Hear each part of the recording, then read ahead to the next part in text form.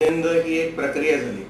अभ्यंग म्हणजे अभ्यंग उठणं, अंगाला चोळून लावायचा, थोडा वेळ थांबायचं, त्याच्या आधी उठणं लावण्याच्या आधी तेल लावावं असं आपल्याला दिवाळीमध्ये सांगितलेलं आहे। आपण काय करतो, तेल लावायला गैरसोयीचं होतं म्हणून कोणी तेल लावत नाही, हल्ली साबण वापरला जातो। पण अभ्यंग उठण्याचे फायदे किंवा अभ्यंग या पद्धतीचे तुम्हाला फायदे थोडक्यात सांगतो।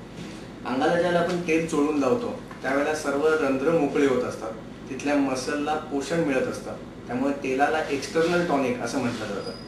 जेव्हा तिथलं ब्लड सर्क्युलेशन सुधारतं त्यावेळेला जास्तीचा मेद कमी होतो आणि ब्लड सर्क्युलेशन सुधारत असल्यामुळे तिथल्या सर्व गात्रांना पोषण मूल्य मिळत असतं। तेल लावून झाल्यावरती 15 ते 20 मिनिटं नुसतं शांत थांबावं।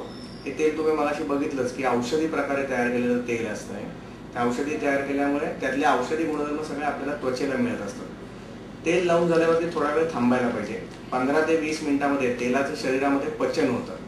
पचन झाल्यावरती जास्तीचं तेल काढून टाकावं याच्यासाठी स्क्रबिंग असं देशोदेशी म्हटलं जातं। स्क्रबिंग म्हणजे दुसरं काही नाही तर अभ्यंग उठणं, म्हणजे उठणं अंगाला चोळून लावायचं। उठणं चोळून लावताना काय होतं, त्वचेची थोडक्यात जर माहिती बघितली तर अशी आहे की त्वचा ही सगळ्यात शरीरातला सर्वात मोठा अवयव आहे आणि तो अवयव हा सर्व अवयवांना बांधून ठेवणाऱ्या पिशवीसारखं काम करत असतो। त्यामुळे तो अवयव कुठेही डिस्टर्ब झाला तर त्यावेळेस बाकीचे सर्व अवयव डिस्टर्ब होऊ शकतात। आपण ज्या वेळेला अभ्यंग उठणं चोळून लावतो त्यावेळेला त्वचेवरचा सगळा घाण चिकटा हा सगळा साफ करत असतो। चोळण्याच्या प्रक्रियेमध्ये काय होतं की तिथल्या सेल्समध्ये किंवा तिथल्या रंध्रांमध्ये अडकलेली जी घाण असते ती सगळी स्क्रबिंग ऍक्शनमुळे साफ होत असते। साफ झाल्यावरती त्वचेचा श्वासोश्वास सुधारलेला असतो, श्वासोश्वास सुधारतो, तिथलं सर्क्युलेशन सुधारतं आणि त्यामुळे त्वचा परत एकदा पुनरुज्जीवित व्हायला मदत होते। तुम्ही मगाशी बघितलं की अभ्यंग उठण्यामध्ये वेगवेगळ्या प्रकारच्या वनस्पतींचं मिश्रण असतं। त्याच्यामध्ये काही सुगंधी वनस्पती आहेत, सुगंधी कचोरा, अनंतमूळ, नागरमोथा अशा प्रकारच्या। त्या वनस्पतींचा फायदा असा होतो की दुर्गंध नाहीसा होतो आणि डिओडरंट सारखं काम उठणं करत असतं।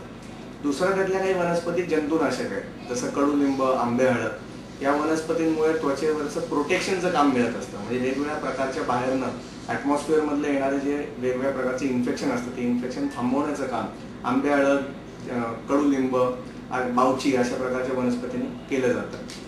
तिसरा प्रकारचा घटक उठण्यामधला म्हणजे आवळ्यासारख्या वनस्पती, आवळा, ज्येष्ठमध अशा वनस्पती ज्या आपल्या त्वचेवरचं ऍसिड मेंटेन करण्यासाठी मदत करतात।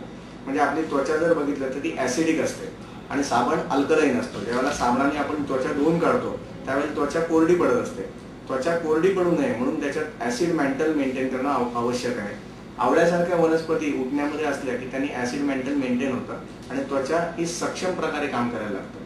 म्हणून नितळ आणि निरोगी त्वचेसाठी अभ्यंग उपचार हा आपल्याला आयुर्वेदात पारंपरिकरित्या सांगितलेला आहे।